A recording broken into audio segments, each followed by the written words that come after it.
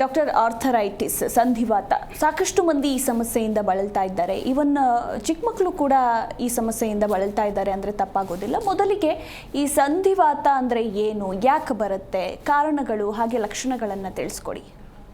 ನೋಡಿ, ಸಂಧಿವಾತ ಅಥವಾ ಆರ್ಥರೈಟಿಸ್ ಅಂತ ನಾವೇನು ಹೇಳ್ತೀರಿ, ಇದು ಒಂದು ಮೂಳೆಗೆ ಸಂಬಂಧಪಟ್ಟ ಒಂದು ಕಾಯಿಲೆ.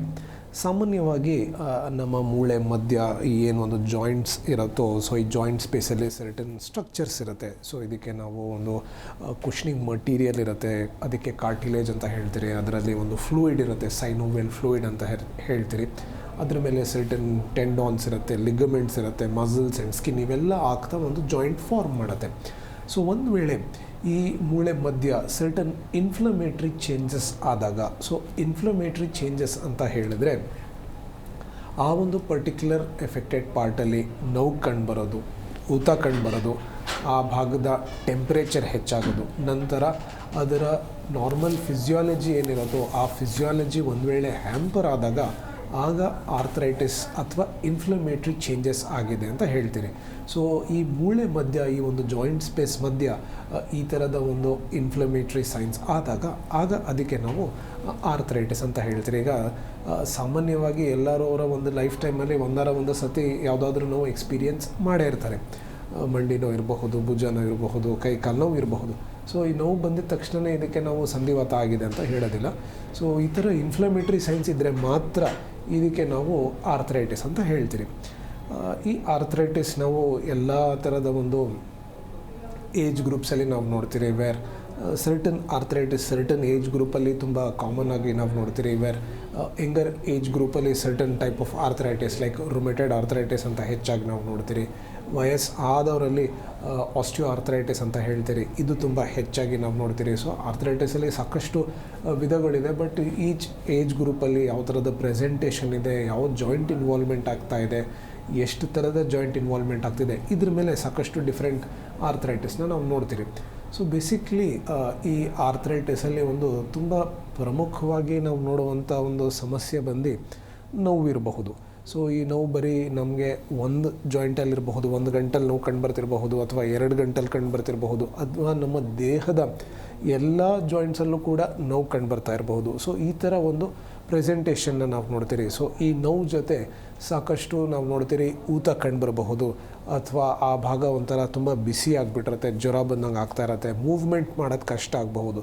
ಸೊ ಈಗ ಒಂದು ವೇಳೆ ಮಂಡಿಯಲ್ಲಿ ಈ ಒಂದು ತೊಂದರೆ ಆಗಿದ್ದರೆ ನಡೆಯೋದು ಕಷ್ಟ ಆಗಬಹುದು, ಮೆಟ್ಲು ಹತ್ತೋದಿರಬಹುದು, ಮೆಟ್ಲು ಇಳಿಯೋದಿರಬಹುದು, ಕೆಳಗಡೆ ಕೂರೋದಿರಬಹುದು, ಇವೆಲ್ಲ ಕಷ್ಟ ಆಗ್ತಾ ಹೋಗುತ್ತೆ. ಸೊ ಏನು ನಮ್ಮ ಮೂವ್ಮೆಂಟ್ ನಾವು ಸರಳವಾಗಿ ನಾವು ಕೆಲಸ ಮಾಡ್ತಿರ್ತೀರಿ, ಈ ಒಂದು ಮೂಮೆಂಟ್ಸ್ ರೆಸ್ಟ್ರಿಕ್ಷನ್ ಆಗ್ತಾ ಹೋಗುತ್ತೆ. ಸೊ ಈ ಥರದ ಒಂದು ಸಿಮ್ಟಮ್ಸ್ನ ನಾವು ನೋಡಬಹುದು. ಇದು ಬಿಟ್ಟು ಸಾಕಷ್ಟು ಬೇರೆ ಸಿಮ್ಟಮ್ಸ್ನ ನಾವು ನೋಡ್ತೀರಿ. ವೇರ್ ಸರ್ಟನ್ ಬೇರೆ constitutional symptoms like weight loss ಇರಬಹುದು, ಪದೇ ಪದೇ ಜ್ವರ ಬರ್ತಿರೋದಿರಬಹುದು, ತುಂಬ ಜಾಸ್ತಿ ನಿದ್ದೆ ಕೆಡ್ತಾ ಇರೋದಿರಬಹುದು, ಇವೆಲ್ಲ ಸಾಕಷ್ಟು ಬೇರೆ ಸಿಮ್ಟಮ್ಸು ಕೂಡ ನಾವು ನೋಡ್ತೀರಿ. ಬಟ್ ಈಚ್ ಆರ್ಥರೈಟಿಸಲ್ಲಿ ಕಾಮನ್ ಸಿಮ್ಟಮ್ ನಾವೊಂದು ನೋವು ಇರಬಹುದು, ಸ್ಟಿಫ್ನೆಸ್ ನೋಡಬಹುದು. ಬಟ್ ಬೇರೆ ಅದ್ರ ಜೊತೆ ಸಾಕಷ್ಟು ಬೇರೆ ಸಿಮ್ಟಮ್ಸು ಕೂಡ ನಾವು ನೋಡಬಹುದು. ಇದನ್ನು ನಾವು ನೋಡಿದಾಗ ಈಗ ಯಾವ ಕಾರಣದಿಂದ ಬರ್ತಿದೆ ಅಂತ ನೋಡಿದಾಗ ಒಂದು ಏಜ್ ರಿಲೇಟೆಡ್ ಡಿಸಾರ್ಡರ್ ಅಂತ ನಾವು ಹೇಳಬಹುದು. ವೇರ್ ಸರ್ಟನ್ ಏಜ್ ಗ್ರೂಪ್ಸಲ್ಲಿ ಈ ಒಂದು ಸಮಸ್ಯೆ ತುಂಬ ಕಾಮನ್ ಆಗಿ ನಾವು ನೋಡ್ತೀರಿ. ಸ್ಪೆಸಿಫಿಕ್ಕಾಗಿ ನಾವು ನೋಡ್ತೀರಿ ವೇರ್ ಮಹಿಳೆಯರಲ್ಲಿ ಈ ಒಂದು ಸಮಸ್ಯೆ ಒಂದು 50-55 ವರ್ಷ ಆದಮೇಲೆ ಈ ಒಂದು ಸಮಸ್ಯೆ ಕಂಡುಬರಬಹುದು. ಮಂಡಿ ನೋವು ಇರಬಹುದು, ಮಂಡಿ ಸೌದೋಗ್ತಿದೆ ಅಂತ ನಾವೇನು ಹೇಳ್ತೀರಿ, ಇದು ತುಂಬ ಕಾಮನ್ ಆಗಿ ನಾವು ನೋಡಬಹುದು. ನಮ್ಮ ದೇಹದ ತೂಕ ಒಂದು ವೇಳೆ ಹೆಚ್ಚಾಗ್ತಾ ಇದ್ದಾಗ, ಬಾಡಿ ವೇಟ್ ಡಿಸ್ಪ್ರಪೋರ್ಷನೇಟ್ ಆಗಿದ್ದಾಗ ಈ ಒಂದು ಸಮಸ್ಯೆ ಬರಬಹುದು.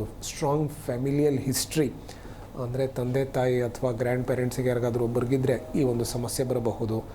ನಮ್ಮ ದೇಹದಲ್ಲಿ ತುಂಬ ಜಾಸ್ತಿ calcium and vitamin D deficiency ಆದಾಗ, ನಮ್ಮ ಲೈಫ್ ಸ್ಟೈಲ್ ನಾವು ಚೆನ್ನಾಗಿ ಇಟ್ಕೊಂಡಿರಲಿಲ್ಲ ಅಂದ್ರೂ ಕೂಡ ಈ ಒಂದು ಸಮಸ್ಯೆ ಬರುವ ಸಾಧ್ಯತೆಗಳನ್ನ ನಾವು ನೋಡಬಹುದು. ಜಿ ಕನ್ನಡ ನ್ಯೂಸ್ ಈಗ ನಿಮ್ಮ ಮನೆಯಲ್ಲೇ ನೋಡಿ, ಎಲ್ಲ ಕೇಬಲ್ಗಳಲ್ಲಿ ಈಗ ಲಭ್ಯ.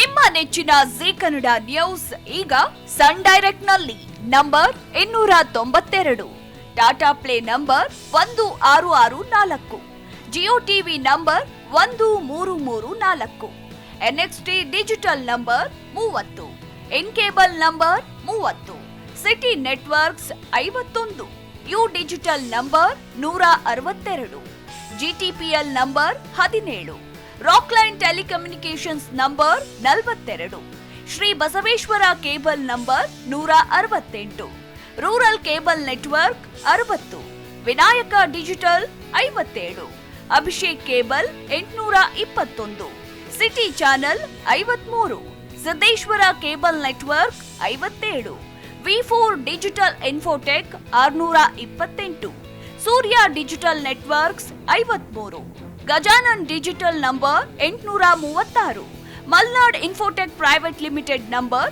56, Metrocast number 830, victory digital number 167ರಲ್ಲಿ ನೋಡಿ ಆನಂದಿಸಿ.